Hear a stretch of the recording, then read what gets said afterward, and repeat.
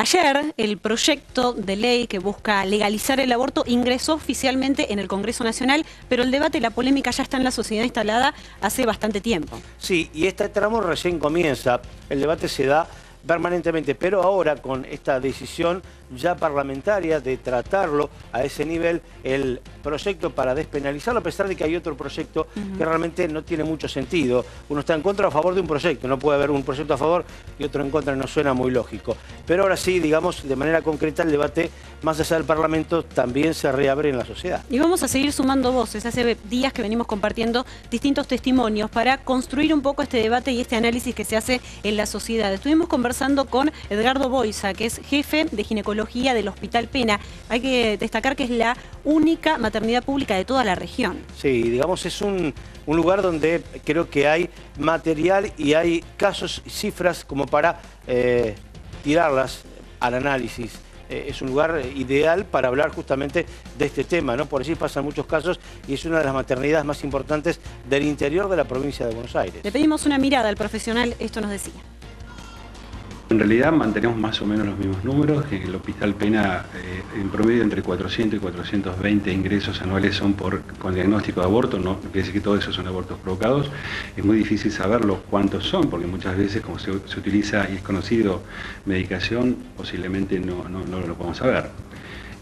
Sí sospechamos obviamente de algún proceso infebril o infectado que pueda haber tenido alguna maniobra.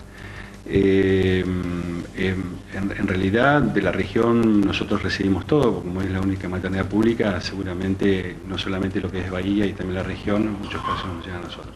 La solución tiene que ver entendemos, y ya hay mucho escrito y mucho publicado, que tiene que ver con tres ejes, donde la despenalización del aborto, lo que indudablemente disminuye la mortalidad materna, pero no solamente con eso, en realidad lo que hay que mejorar enormemente es lo que tiene que ver la parte educativa desde la infancia, y esto es lo que se sabe y hace mucho tiempo hay gente que trabaja en esto muy claro, de que hay que hacer también formación en lo que es derechos sexuales y reproductivos para que generemos chicos que en el futuro sean independientes pero responsables, y obviamente también mejorar el tercer punto, diría, todo lo que es métodos anticonceptivos y calidad en la atención anticonceptiva, la consejería, que eso es lo que va generando mantener una reducción sostenida de la mortalidad materna. Más del 60-70% de los embarazos en realidad no son planificados. Eso hace años y nosotros, los números nuestros son los mismos que en Nación, o un poco más, un poco menos que en provincia. Seguramente los lugares depende, Argentina es muy heterogénea en esto y obviamente la problemática en lugares del norte es todavía mucho peor.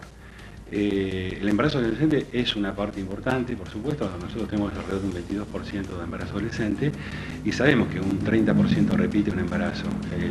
Ya hay estudios y trabajos que hablan que ya a los 18 años hay alrededor de 4.000 chicas que ya tienen su segundo embarazo, digamos, ¿no?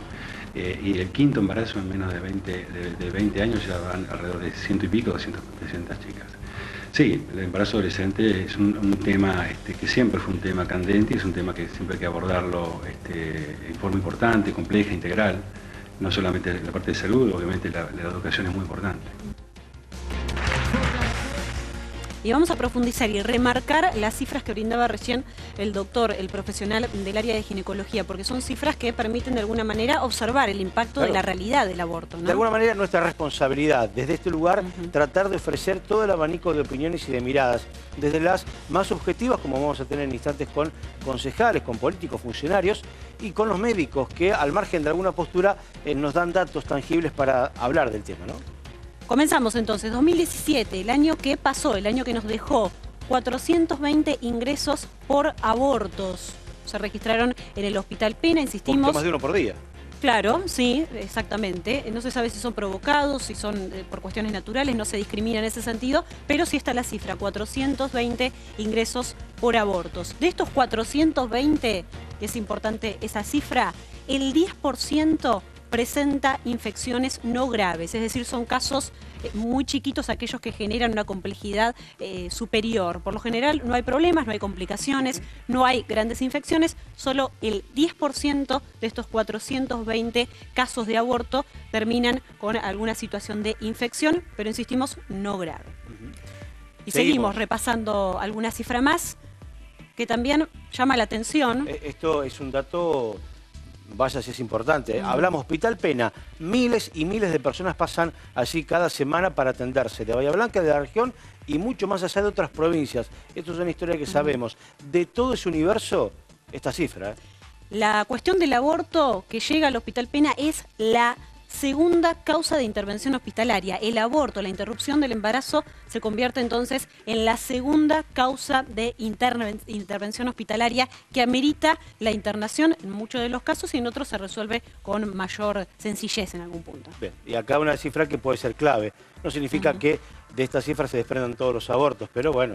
Claro, pero ayuda también a pensar y repensar y analizar el tema de la educación sexual, ¿no? Del conocimiento. Bueno, el 70% de los embarazos que llegan allí al Hospital Pena son no deseados, o al menos no planificados. Eso es lo que nos explicaba el doctor cuando hoy conversábamos con él sobre estos temas, ¿no? Sí, bueno, por eso, 70% no deseado no significa que después llegue el hijo y sea la felicidad y la importancia que tiene en la vida de una familia un nuevo integrante, pero no son planificados.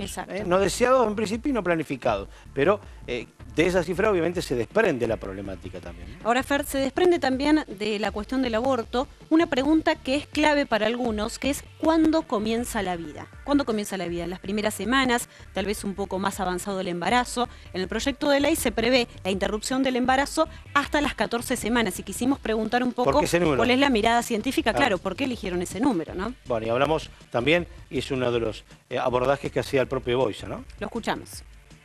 El desarrollo de un genoma, digamos, no define que va a ser un ser humano puntualmente. O sea, es lo que se llama vida biológica, o desde el punto de vista de la biología, vida tiene que haber un metabolismo activo, es una célula y una independencia. Por lo tanto, son células que van generando tejidos para después pasar, obviamente, a una etapa que se llama vida vegetativa, que es donde hay un desarrollo cardiovascular y otras funciones. Y por último sería el desarrollo del mesencéfalo alrededor de las 10 semanas aproximadamente, y la mayoría de las investigaciones siempre han considerado que no solamente hay que tener cerebro, sino que tiene que haber una unión de esas sinapsis para tener un desarrollo funcional. Y es por eso que el tercer elemento de pensar que hay una vida humana empezaría a pensarse después de las 12 semanas en adelante. El desarrollo de un embarazo inicial, digamos, no va a determinar sí o sí un ser humano. Puede determinar una enfermedad que se llama mola, carcinoma, que es un cáncer, puede haber embriones muertos y retenidos, de un genoma pueden salir dos chicos. O sea, en esa es la variabilidad inicial. Por eso es un proceso continuo, es un proceso complejo y todos los estudios digamos, todas las investigaciones se han centrado en esto y siempre se ha tenido el concepto de vida humana, digamos, donde el pensamiento, que es lo que nos caracteriza a nosotros como raza, es central. Por lo tanto, no solamente es que tengas que tener el desarrollo anatómico, sino la funcionalidad. Y ya el código genético te determinará, obviamente, en que termine siendo, obviamente, después un recién nacido. El corte en 12 o 14 semanas, que también es discutible, tiene que ver con esa visión de cuándo sería oportuno, desde cuándo llamamos vida humana, no solamente una vida biológica.